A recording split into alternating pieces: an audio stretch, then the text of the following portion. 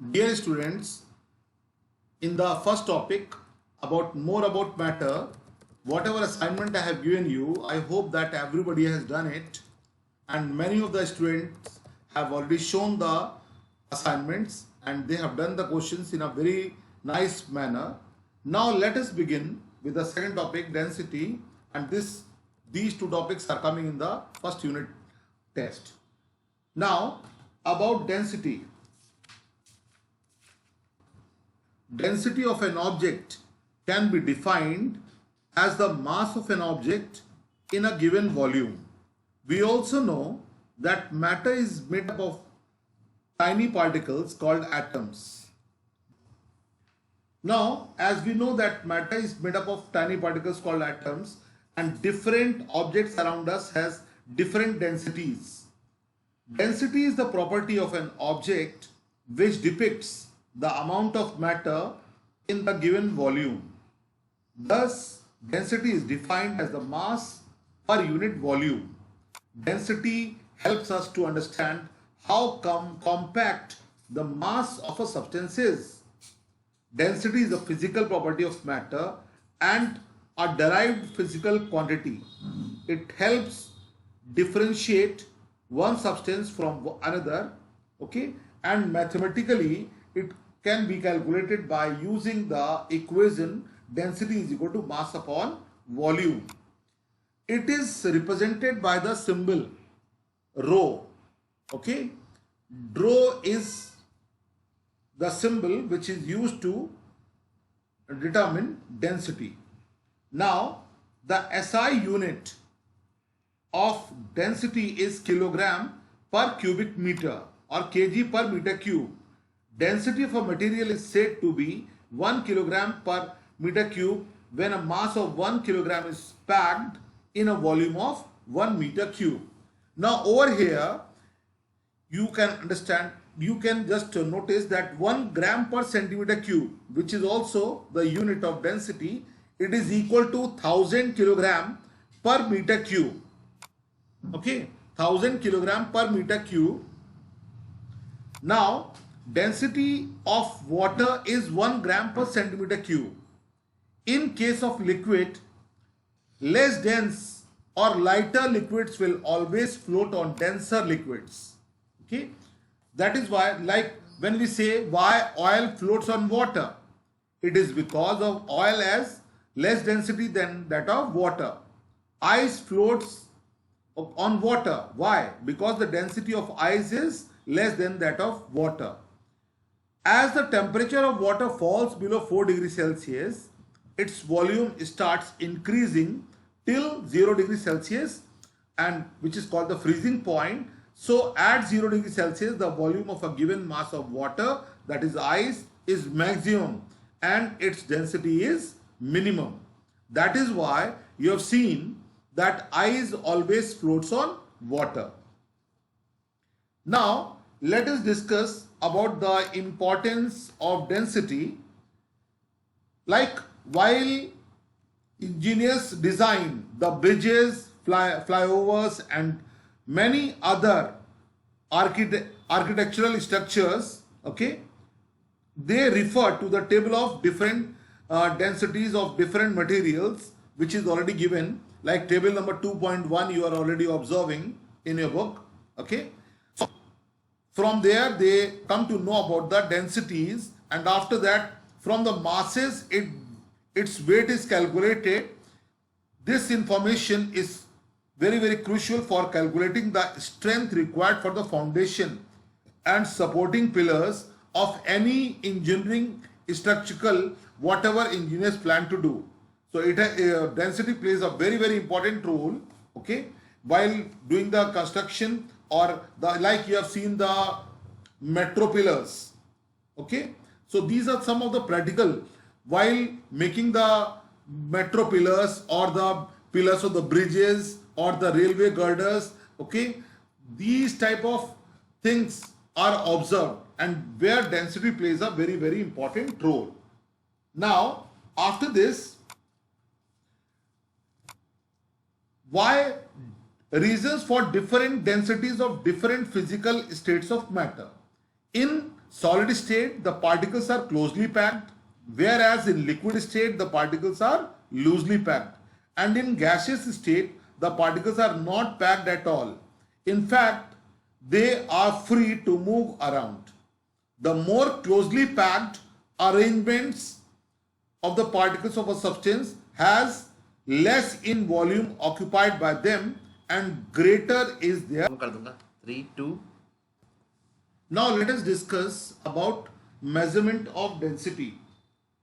Students, it is comparatively easy to find density of a regular solids. We first measure the mass and volume of the solid and then divide the two to find the density by using the formula density is equal to mass upon volume. Now, there is another method for measuring the density of an object of an irregular solid. Okay, a Eureka can is used for this purpose. Okay, a Eureka can is a container with a spout near its top. Eureka can also called displacement vessels. It is based on Archimedes' principle, according to which the amount of water displaced by an object is equal to its volume. The can is filled with water up to the maximum level and the object is placed in it. The solid object displaces some water which is collected in a graduated measuring cylinder. The volume of the object is equal to the volume of the water that is forced through the spout. Now, the density of an irregular solid can be calculated by using the same formula, density is equal to mass upon volume. And this is whatever they have shown in the activity 1 in this experiment. Now, how to measure the density of liquids? In this case, take a graduated glass cylinder. Let us take the mass of this cylinder with the help of physical balance. Suppose that is M1. Now fill the cylinder with the help of a liquid and measure the volume. Let capital V be the volume of the liquid. Again measure the mass of the cylinder after filling the liquid whose density needs to be measured. Let it be M2. The mass of the liquid can be calculated by subtracting the initial mass M1 from M2, and density can be determined by using the formula density is equal to mass upon volume, that is M2 minus M1 upon capital V. 3, 2. The relative density of a substance is the ratio of the density of the substance to the density of water at 4 degrees Celsius. Okay. Now, relative density of a substance can be defined as per the definition density of a substance upon density of water at 4 degrees Celsius. And we already know that density is equal to mass upon volume. So, density is equal to mass of substance upon volume of substance upon mass of water upon volume of water, as it is the ratio of the density of the substance upon density of water at 4 degrees Celsius. So, which will result as the mass of the substance upon volume of the substance into volume of water upon mass of water. If we take equal volumes of the substance and water, we get relative density is equal to mass of any volume of the substance upon mass of an equal volume of water, or if the mass is proportional to its weight, then we can say that relative density is equal to weight of any volume of the substance upon weight of an equal volume of water. And boys, just remember that since relative density is the ratio of the two densities, very, very important, okay, so it has no unit. Relative density does not have any unit, and it can be easily calculated with the help of formula. Density of a substance is equal to relative density into density of water at 4 degrees Celsius. This formula you have to remember very, very well. 3, 2. Now talking about density bottle, or sometimes it is also called relative density bottle. The relative density of a liquid can be determined by using a special bottle called the relative density bottle. This bottle is also called the specific gravity bottle. Just remember, specific gravity is the another name of relative density. The relative density bottle is a small glass bottle with a stopper having a fine capillary tube. It has a fixed capacity which is generally marked on the wall of the bottle when the bottle is completely filled with a liquid and the stopper inserted. The excess liquid rises up through the capillary tube and drains out. This ensures that the bottle always contains a fixed volume of any liquid filled in it. It can be used to determine the density of using the density bottle. 3, 2. Now, about using the density bottle, it is already very clear that the density bottle is used to find the relative density of any given liquid. The bottle is weighed empty and then once again it is full with the given liquid. The bottle is then emptied, it is cleaned and then filled with water. It is then weighed again. The results, okay, can be recorded as it is given in the book. Let the mass of empty bottle be M1, mass of the bottle full of liquid is equal to M2, mass of the bottle full of water is equal to M3, and after that, so mass of the liquid will be what? M2 minus M1. That is mass of bottle full of liquid minus mass of empty liquid. And mass of water can be determined by M3 minus M1 in the same manner. And now you can find the relative density with the help of formula, that mass of a given volume of liquid upon mass of an equal volume of water, that is M2 minus M1 upon M3 minus 3, 2. Now let us discuss about floating and sinking. So you have observed that many of the objects float on water while others sinks. The main reason behind this is that it depends fully on the density. Okay, you have to compare the densities, like if we take the case of wood and iron. Density of iron is 7.8 gram per centimeter cube. And if we take suppose wood, so density of wood is 0.77 gram per centimeter cube. And if we take the density of water, that is 1 gram per centimeter cube. That means if I arrange these densities, that means iron has the maximum density. After that, water, then least is the density of wood, that is 0.77. So density of wood is less than that of water. That is why it floats on water. And while the density of iron is greater than that of water, then that is why it observed. 3, 2. Now you have observed that sometimes ice also floats on water. You might be thinking that ice is solid, then why is it floating? Because the density of ice is 0.9 gram per centimeter cube and density of water is 1 gram per centimeter cube. That means the density of ice is less than that of water. That is why it floats. 3, 2. Now in activity 3, they have shown with the help of experiments about the floating and how much part of the solid is submerged. It depends on the density. Like they have taken the 3 identical blocks of oak wood and 3 transparent jars with some coconut oil, water and glycerine. Okay, so they have shown after that density of wood of oak is 0.77 gram per centimeter cube, and the density of the 3 liquid, that is coconut oil, density is 0.92 gram per centimeter cube, density of water is 1 gram per centimeter cube, and density of glycerine is 1.26 gram per centimeter cube. When you will observe that the block of wood floats on all the liquid, okay, it is because the density of oak is less than all the densities of the liquids, with the 3 liquids. Okay, the block submerged to the different levels in the 3 liquid, and As the difference in densities of the wood and the liquid increases, the submerged portion of the block of the wood decreases. Like the glycerine has the maximum density, okay, that is why it is not submerged and it floats, okay, at the much higher position as compared to water and coconut.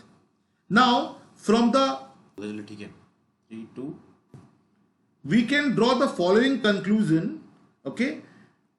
First is a solid will float on a liquid of density higher than the solid, okay. The submerged part of a solid depends on the difference of the densities of the solid and liquid. Greater the difference in their densities, lesser part of the solid will be submerged, as you have seen in the previous example or the activity number 3.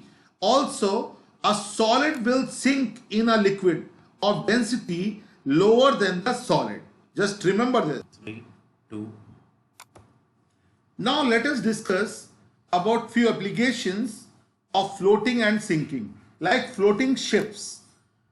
This is a very general question and asked in many competitive exams as well as in the internal test and exams also, that why does a small iron nail sinks in water whereas a large ship made of same material floats on it. The reason behind this is an iron nail is a solid object and the density of iron, you already know that it is higher than the density of water. That is why it sinks in water. And why does the ship made of the same iron floats on it? The reason behind is the shape of the ship on the other hand has lot of empty spaces, like decks and other parts are completely vacant and that are filled with air.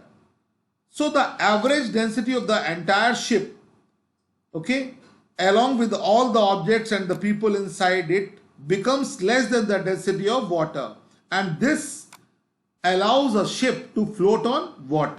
3 2 In the similar manner, some other applications of flotation, you have already seen that icebergs float in sea water, okay, or the objects made of wax float on water. Why? The relative density of candle wax is what? 0.93 and the density of water is 1. That is why wax objects float on water. And you have already seen that it is easier to swim in sea water than in river water. Why? Sea water has lot of salts dissolved in it. So sea water is denser than the river water. Therefore, it is easier to swim in sea water than in the river water. And many other examples of this type. Let us discuss about 3 2 1 now what is hydrometer.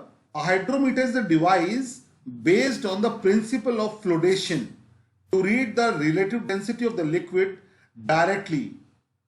It is usually made of glass and consists of a cylindrical stem and a bulb weighted with mercury or lead shots to make it bright. It was discovered by Robert Boyle, about whose laws, like Boyle's law, you will study in the higher classes, in the 17th century. It is a test tube with lead shots and it is immersed in liquid of different densities. It is observed that the tube sinks up to different levels in each of the liquids. The lower the density of the liquid, the deeper the test tube will sink. This is called the principle of this instrument called hydrometer. Okay. Now, the common hydrometer is suitably graduated to determine the relative density of a liquid directly. It consists of a narrow uniform glass stem closed at the top and the bulb at the bottom. The bulb is loaded with mercury, as I told you, and the hydrometer floats vertically in various liquids. The hydrometer sinks to different depths in different liquids. Okay. Now, because the greater immersion occurs in lighter liquids, the graduation on the stem are marked from the top to the bottom. The depth of the immersion can be read from the graduations, which are already marked on the stem, okay, and the value directly gives the relative density of the liquid, which is the main use of this common hydrometer. A lactometer, which is generally used for checking the purity of the milk in the houses, is also a type of hydrometer, okay, and its range of scale is from 1.015 to 1.045. Just remember this. That's all. And now students, you have to do the assignment. I hope that you have understood everything. If there is any sort of confusion, then you can ask from me. And as I told you in the previous lectures, that few questions you have to do in the book with the help of pencil, like choose the correct answer, fill in the blanks, and state the following are true or false, match the following, okay. These questions you will do in the book with the help of pencils. And the answer in brief and answer in detail, these questions you have to do in the copies, okay. If you face any difficulty, then you can discuss with me, and on the Google Classroom you have to load up your work so that I can, or you can send me the work and get it checked. So after this we will start with the third topic, that is force and pressure, on the next turn. That's all.